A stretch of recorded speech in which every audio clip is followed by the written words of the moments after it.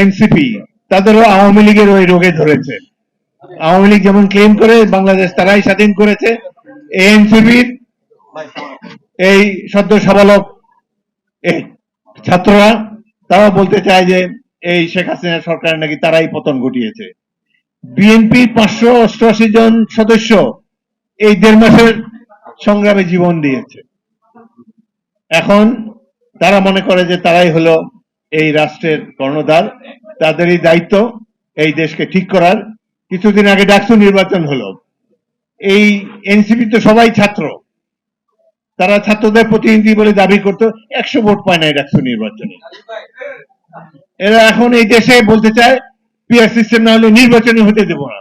আরে অদ্ভুত কথা, এই দেশে মানুষের কোনো মূল্য নাই, জনগণের রায় হবে না, বাংলাদেশ তো টিকে থাকবে অনন্তকাল ধরে ইনশাআল্লাহ। জনগণের কাছে যান,